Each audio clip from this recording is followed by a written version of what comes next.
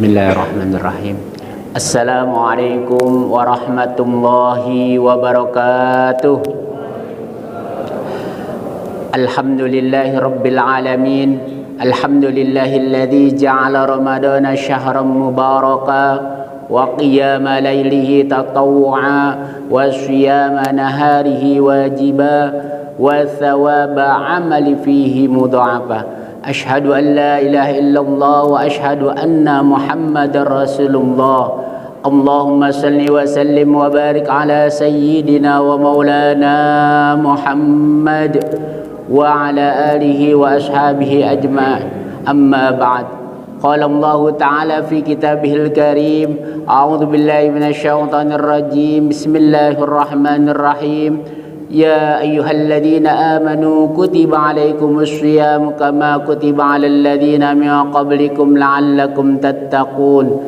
Wa qala Rasulullah sallallahu alaihi wasallam, man shoma ramadana imanan wa ihtisaban ghufira lahu ma taqaddama min dhanbi. Atau kama qala Rasulullah sallallahu alaihi wasallam.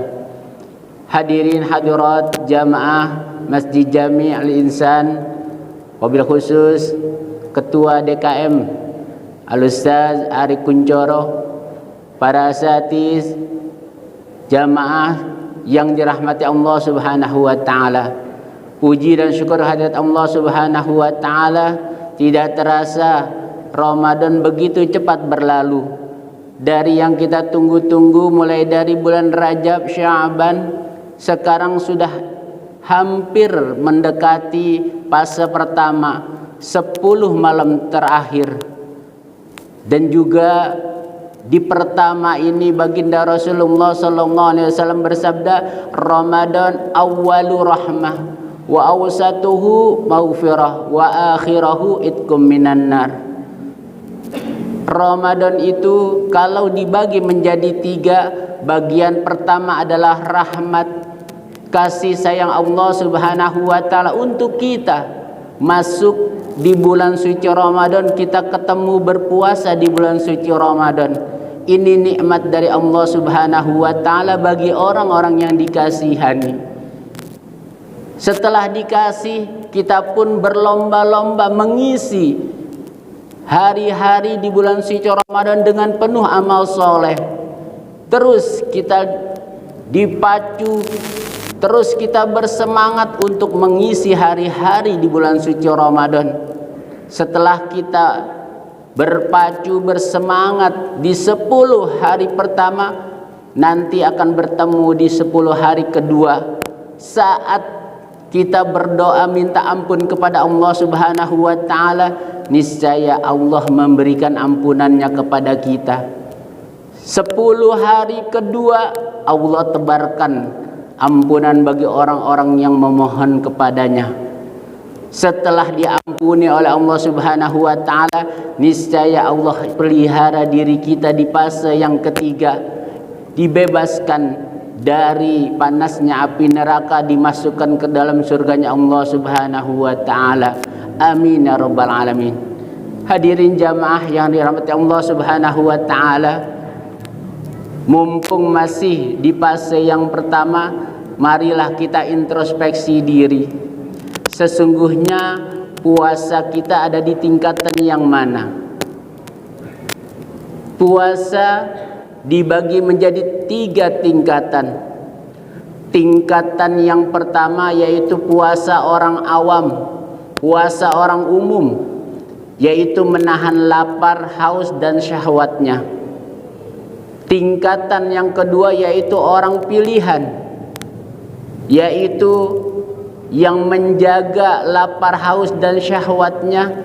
Dia juga menjaga penglihatannya untuk melihat yang buruk, dijaga telinganya untuk mendengar sesuatu yang kurang baik, dijaga mulutnya untuk ghibah, untuk berkata-kata yang tidak baik, tangannya dijaga, kakinya dijaga, anggota tubuhnya dijaga dari perbuatan maksiat.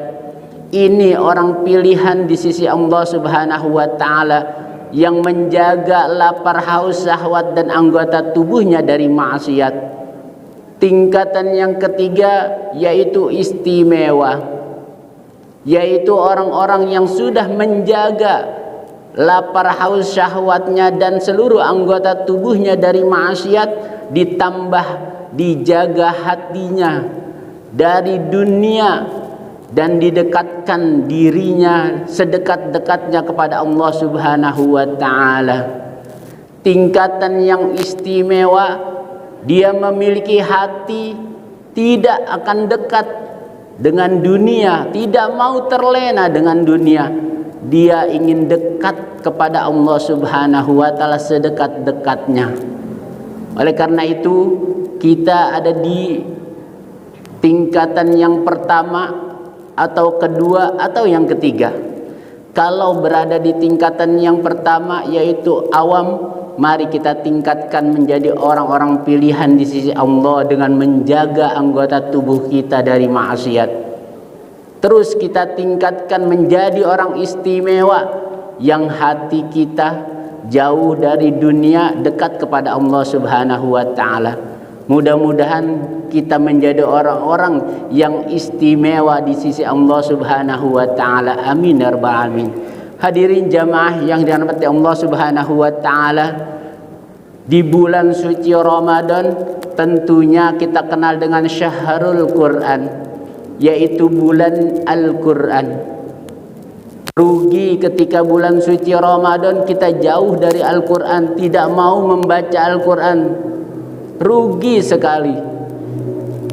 Ramadan diberikan kemuliaan karena di dalamnya turun Al-Quran yang kita kenal dengan nuzul Quran, sehingga Ramadan menjadi mulia. Oleh karena itu, karena bulan Ramadan turunnya Al-Quran, tentunya kita dekati, kita baca, kita kaji Al-Quran. Niscaya Al-Quran itu akan menemani kita nanti di akhirat masuk ke dalam surganya Allah Subhanahu wa taala. Ketika di bulan lain kita membaca Al-Quran satu huruf diganjar dengan 10 kebaikan, bagaimana ketika di bulan suci Ramadan kita membaca Al-Quran satu huruf dilipat gandakan pahalanya oleh Allah Subhanahu wa taala berlipat-lipat. Ramadan juga dikenal dengan Syahrul Qiyam, yaitu tempat mendirikan ibadah sholat. Kita tingkatkan sholat kita, sholat yang 5 waktu kita jaga, sholat sunnah kita tambahkan, termasuk sholat tarawih kita kerjakan setiap malam, jangan sampai bolong. Rugi ketika Ramadan datang sholat sunnah kita pas-pasan, sholat tarawih ada yang bolong. Jangan sampai bolong, sayang. Karena di bulan suci Ramadan sholat sunnah kita diganjar sebagaimana sholat fardu, dilipat gandakan pahalanya oleh Allah Subhanahu wa taala. Hadirin jamaah yang dirahmati Allah Subhanahu wa taala, bulan Ramadan juga dikenal dengan Syahrus Shadaqah, bulannya sedekah. Baginda Rasulullah sallallahu alaihi wasallam bersabda, seabdol-abdolnya sedekah yaitu di bulan suci Ramadan. Oleh karena itu, di bulan suci Ramadan kita siapkan diri kita untuk mengeluarkan sedekah-sedekah kita. Baik itu zakat, infak, sedekah, kita berikan kepada orang yang berhak.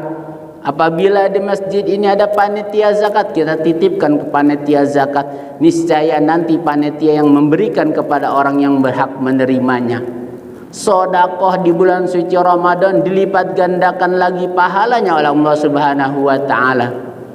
Contoh, sedekah kita ketika berbuka puasa, kita berikan makan minum bagi orang yang berpuasa. Baginda Rasulullah SAW bersabda, barang siapa memberi makan minum berbuka orang yang berpuasa, maka pahalanya sebagaimana orang yang berbuka tersebut tanpa mengurangi pahalanya sedikit pun.